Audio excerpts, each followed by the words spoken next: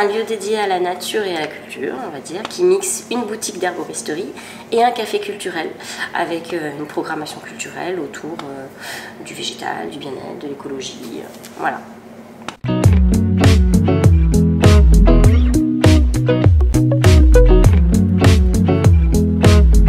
Fabienne et Magali, bonjour. Bonjour. Vous êtes les cofondatrices d'un petit lieu à La Rochelle qui est un café herboristerie culturel. Ouais. Qu'est-ce que c'est que cette affaire? C'est un lieu un petit peu, enfin pas courant. Je pense qu'on est certainement le seul en France de cet acabit, en tout cas pour le moment. Et on mixe, en fait c'est un lieu dédié à la nature et à la culture, on va dire, qui mixe une boutique d'herboristerie et un café culturel, avec une programmation culturelle autour du végétal, du bien-être, de l'écologie, voilà. Comment est-ce qu'elle vous est venue cette idée? On va revenir en détail sur les 3 dimensions du café, mais d'abord comment est-ce que cette idée elle a germé? Oula. Ça vient de toi, donc c'est toi qui parles. Ouais, ça va être dur. Comment elle a germé? Parce qu'en fait, je pense que c'était, en tout cas moi, 2 pans de ma vie qui me touchaient beaucoup, le rapport aux plantes, au végétal, les soins par les plantes, tout ça. Moi, je travaillais d'un certain côté en autodidacte, voilà, déjà pas mal de choses autour des plantes médicinales. Et puis à côté de ça, je travaillais dans le secteur culturel. Il y avait vraiment 2 dimensions que je trouvais super cohérentes parce qu'il y a un patrimoine immatériel qui est en train de se perdre autour des plantes aussi, qu'on avait envie de transmettre ça et que justement, voilà, le culturel par rapport à ce rapport à la nature qu'on entretient, enfin que l'être humain entretient avec la nature, ça me semblait être un super support en fait pour transmettre, pour parler de tout ça. Et donc, avec des choses dans l'air du temps aussi. Ouais. Alors dans l'air du temps, c'est pas tellement ça la question, mais de revenir aussi à des modes de vie un peu plus naturels, par rapport à certaines décennies là où voilà, ça a été... On a bien profité, on fait partie des générations quand même qui ont profité de plein de choses. Voilà, mais aujourd'hui c'est vrai qu'il y a aussi, je pense que c'est une envie générale de revenir à des choses plus naturelles. Et c'est vrai que du coup passer par les plantes médicinales et puis par toutes ces choses-là, et de passer par l'aspect culturel justement pour faire un état des lieux d'initiative ou de choses comme ça, ou de faire de la sensibilisation, ou sans faire de clivage non plus. L'idée c'était vraiment ça, d'interroger en fait notre rapport au monde, en fait, à la nature, par tous ces outils-là. Et l'aspect culturel, du coup, c'est facile. Enfin, c'est un peu c'est de là d'où on vient aussi, puisqu'on bossait toutes les 2 dans le culturel. Et du coup, voilà, l'idée c'était à la fois d'être dans un lieu où les gens puissent se procurer des produits pour leur bien-être et aussi pour la gourmandise. Et aussi où ils puissent ressortir plus riches de connaissances en fait sur les plantes, leur bien-être. L'idée c'était aussi de travailler un rapport artistique aussi au monde. Dans la programmation culturelle, on a des ateliers, des conférences, mais aussi un spectacle vivant, une petite forme et une exposition par trimestre par exemple. Donc c'était à la fois d'avoir un regard scientifique mais aussi un regard artistique sur la nature et le végétal. D'utiliser plusieurs médias différents pour pouvoir passer des choses, quoi. Voilà. Et c'est vrai que quand on rentre, on ne sait pas trop où on est, tout s'entremêle. Il y a un coin où on sent tout est dépareillé, c'est le principe. Dépareillé, j'aurais pas dit ça. En tout cas, il y a un les meubles, la vaisselle. Il y a un coin café, là derrière vous il y a l'exposition. En tout cas, une chose est sûre, que tout de suite on rentre, on s'y sent bien. Alors, déjà, ça c'est chouette. Comme tout s'entremêle, je ne sais pas si on peut scinder, mais est-ce qu'on peut peut-être parler déjà de la partie herboristerie? La partie d'herboristerie, donc on a effectivement sur le côté gauche du magasin en rentrant, on a une boutique d'herboristerie, alors qui a plusieurs particularités, notamment celle de ne proposer que des produits certifiés biologiques. Voilà, ça c'était quelque chose d'important pour nous au départ, parce que si on propose des produits aux gens pour leur bien-être, c'est contre-productif à un moment. Et puis c'est pas utile de prendre les pesticides avec. Non, voilà, exactement. Donc tout est certifié biologique dans la boutique. On travaille au maximum en vrac. Là aussi, l'idée c'est de préserver la planète au maximum, se faire du bien en faisant le moins de mal possible. Et ça nous permet en plus d'avoir, entre le fait qu'on travaille en vrac et le fait qu'on travaille au maximum en direct avec des producteurs, des petits artisans distillateurs, tout ça, ça nous permet du coup de mettre des prix à des tarifs hyper accessibles, et alors que ce sont des produits artisanaux, de qualité, certifiés biologiques, voilà. Donc il y avait vraiment l'envie aussi que les gens se retrouvent dans un magasin où on ne soit pas en disant « Oh mon Dieu, j'arrive dans une herboristerie, est-ce que j'ai le droit de toucher, est-ce que que j'ai le droit de prendre ou de sentir. Voilà, on a des silos en fait vrac dans le magasin, exactement comme vous verriez à l'épicerie vrac du coin. Et vous pouvez vous servir, vous avez les testeurs, vous pouvez bien sûr demander des informations et des conseils. Avec un système d'étiquetage. Voilà. L'idée étant de rendre les gens au maximum autonomes et ensuite s'ils ont besoin de précision ou d'aide, à ce moment-là, on est là pour ça aussi. Oui, parce que le sujet de l'herboristerie, on ne sait pas toujours ce que c'est. C'est parfois même, on peut penser que c'est un peu ésotérique comme sujet. Quand on est quelqu'un comme moi qui est profane sur le sujet, on rentre, on vous demande quoi si on a envie de s'intéresser à ce sujet. Par exemple, en ce moment, je suis un petit peu malade, ça s'entend. Je peux venir et vous dire, voilà, j'ai un rhume, est-ce que vous avez quelque chose à me proposer Oui, bien sûr, il y a pas mal de plantes qui peuvent accompagner, les petits bobos du quotidien, on va dire. Alors, on s'entende bien, on n'est pas pharmacien, on n'est pas médecin, mais les plantes, c'est des... comment dire, c'est vraiment... c'est précieux pour accompagner l'organisme, en fait. Donc, pour le bien-être, pour voilà, aider le corps à surmonter les refroidissements hivernaux, par exemple. Voilà, tous les petits bobos du quotidien, parce que les plantes, globalement, elles vont avoir deux fonctions. La première, c'est qu'elles permettent de nettoyer l'organisme. Et la deuxième, c'est qu'elles permettent d'en améliorer certaines fonctions. Donc, quand vous avez le petit rhume qui va bien, ou voilà, vous avez un coup de fatigue, ou voilà, elles vont vous permettre de se remettre en mouvement, en fait. Et c'est pas elles qui font quoi que ce soit, hein, c'est vous qui faites, hein, c'est l'organisme. Mais voilà, elles vont être là pour donner le petit truc qui manque au départ pour que vous vous remettiez. Souvent, justement, elles accompagnent très très bien les traitements allopathiques, justement, parce qu'elles permettent à l'organisme de maximiser ce retour, en fait. Donc voilà, puis, plein d'intérêts. C'est l'herbaliste, mais après, souvent, c'est-à-dire qu'il y a plusieurs manières d'aborder ou d'approcher selon les cas de figure, c'est-à-dire il y a toujours un travail de fond où le terrain de chaque personne va être différent. Voilà. Il y a toujours traiter un symptôme.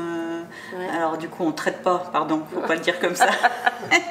Mais si jamais il y a un symptôme, on peut atténuer certaines choses qui peuvent être difficiles au quotidien à vivre. Donc là, les plantes peuvent servir à ça.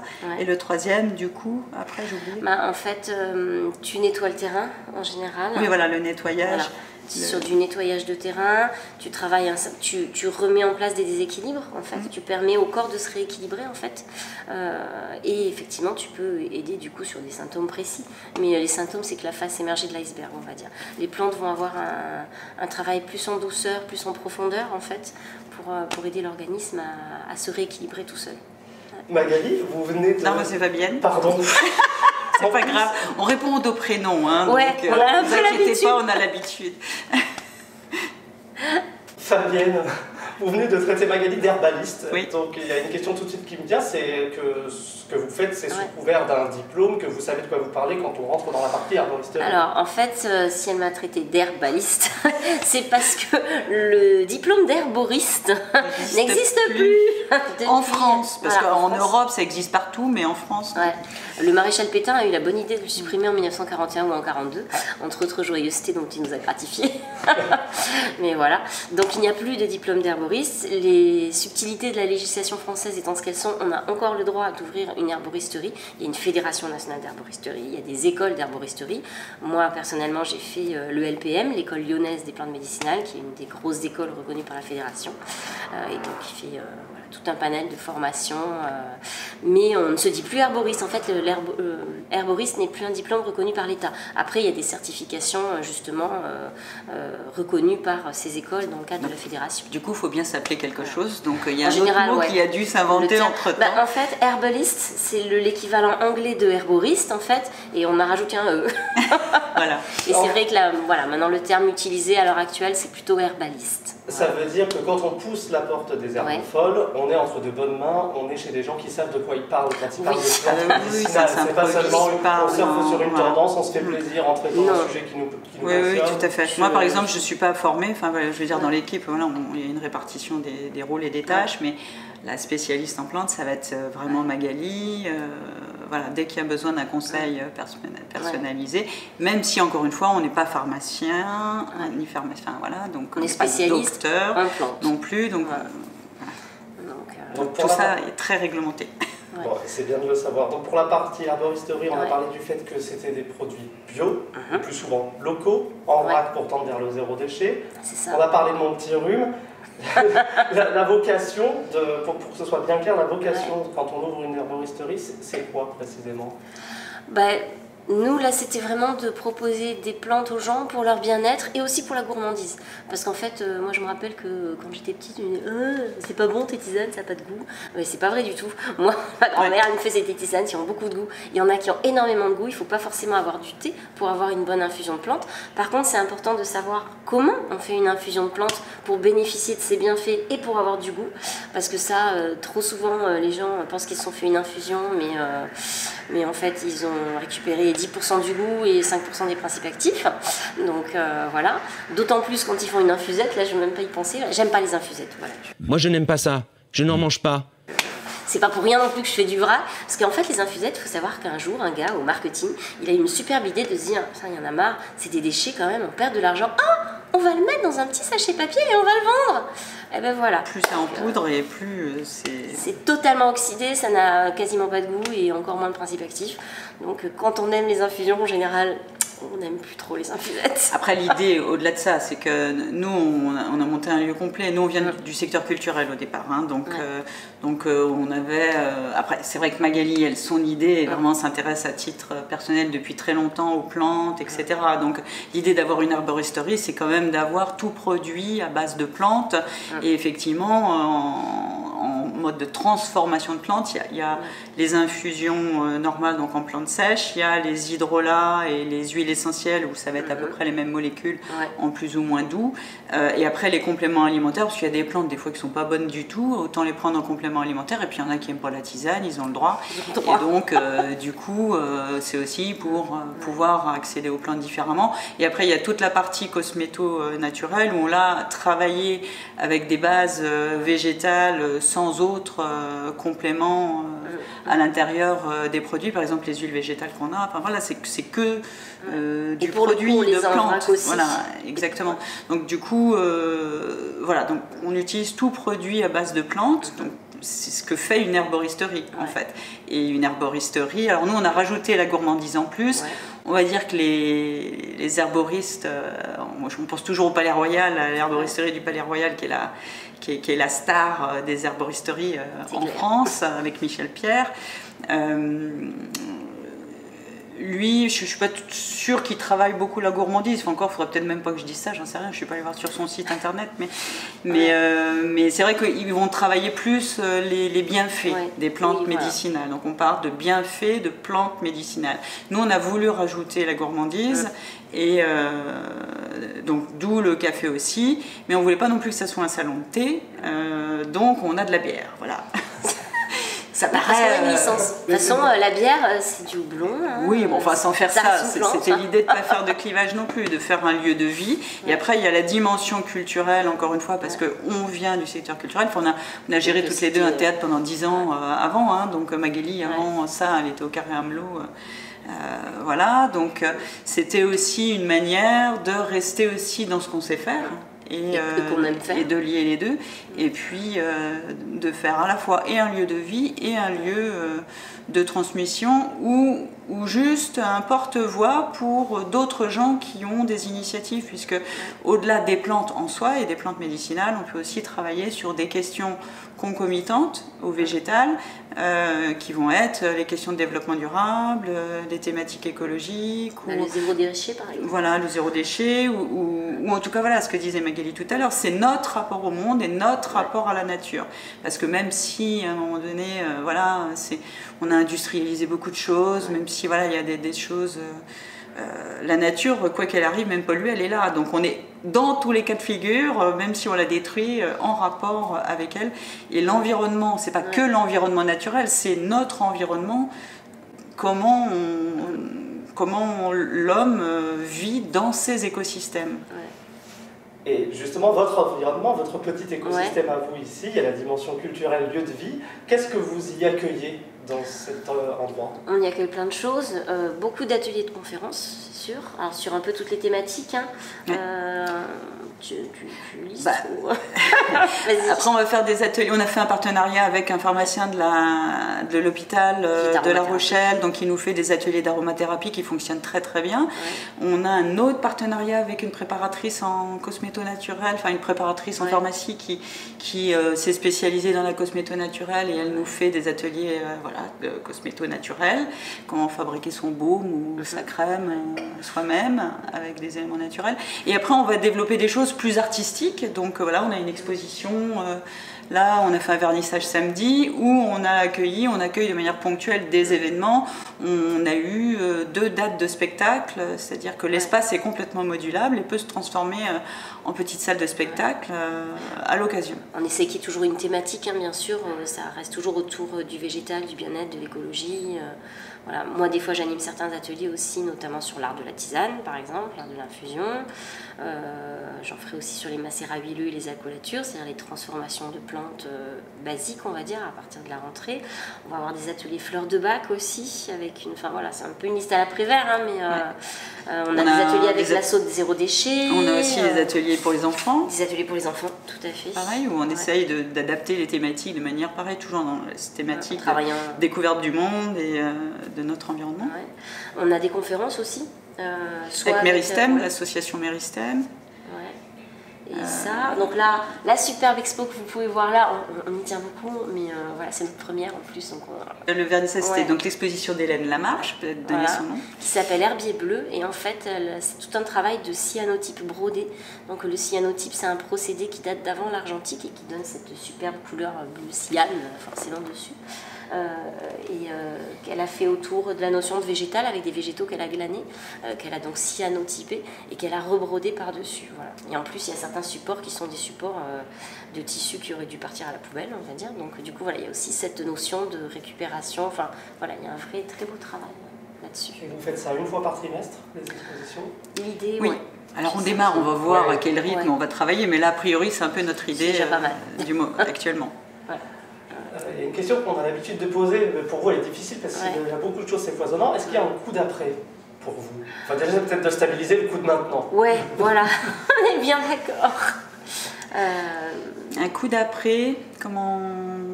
Moi, peut-être il serait peut-être question de faire des choses à l'extérieur, mais je pense que c'est vraiment très prématuré d'en parler. Oui, ce que j'allais dire.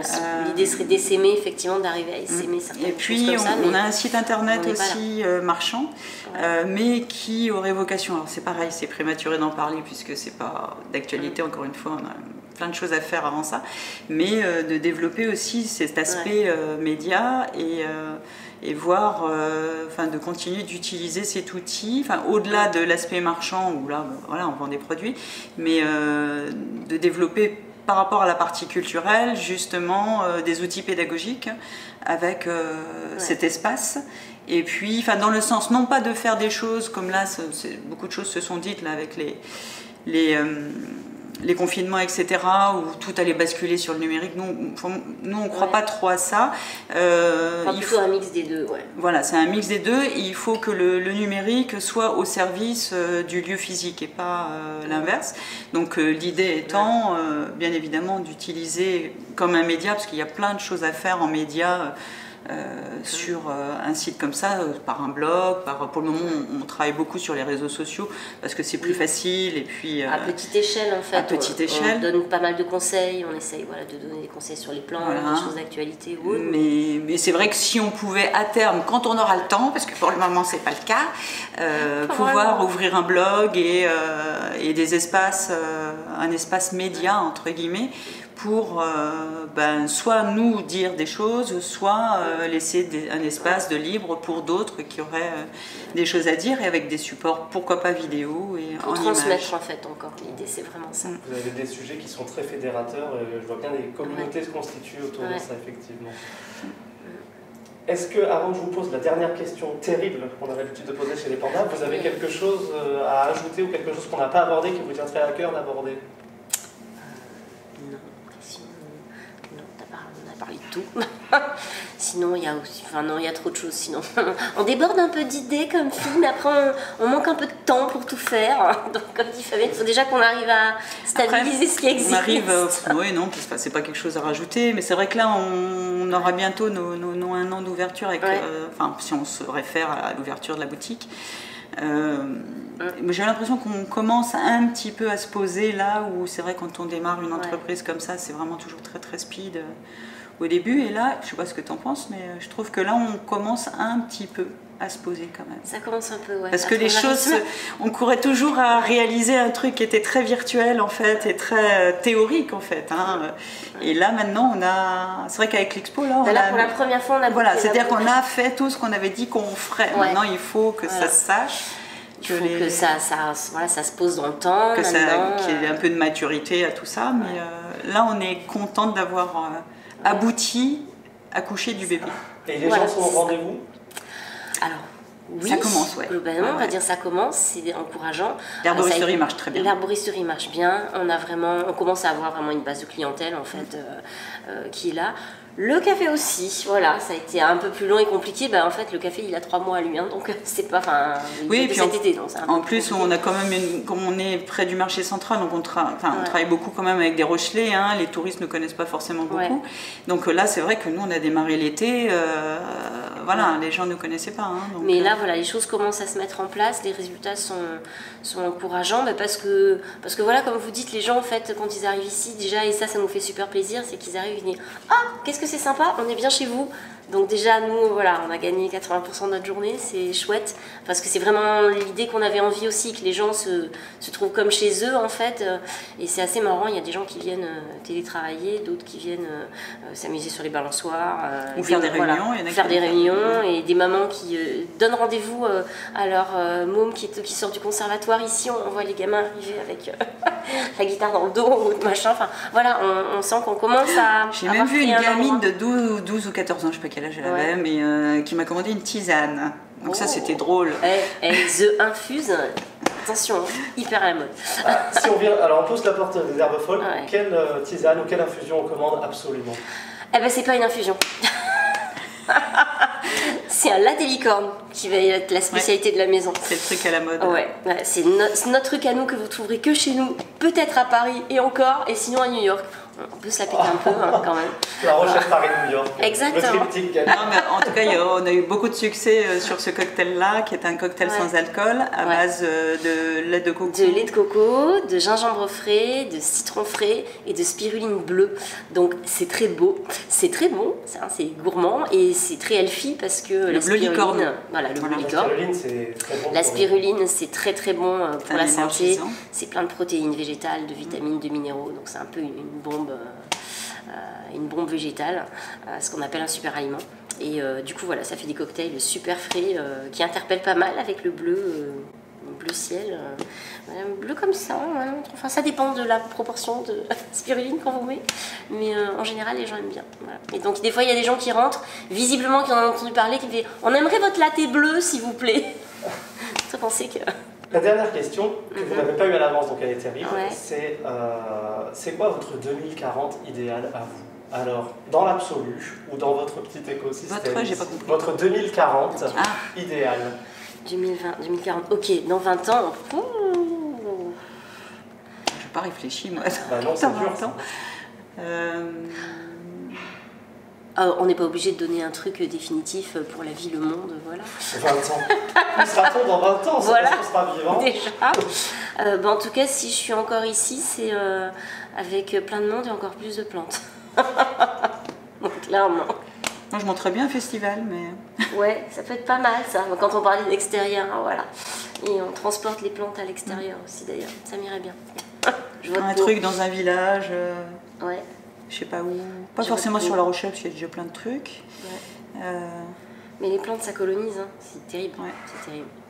Non, c'est le bonheur, les plantes. Ouais. Et si vous deviez résumer les herbes folles en une phrase, ce serait quoi? Alors là, c'est encore plus compliqué. Arrêtez de nous mettre des cols. En une phrase, c'est pas possible, il y a trop de facettes. J'y arrive pas. En une phrase. Avant tout, une aventure humaine. Oui. Pour moi. C'est parfait. voilà. Merci beaucoup à toutes les deux. Merci à vous Thibaut et au Pandarou.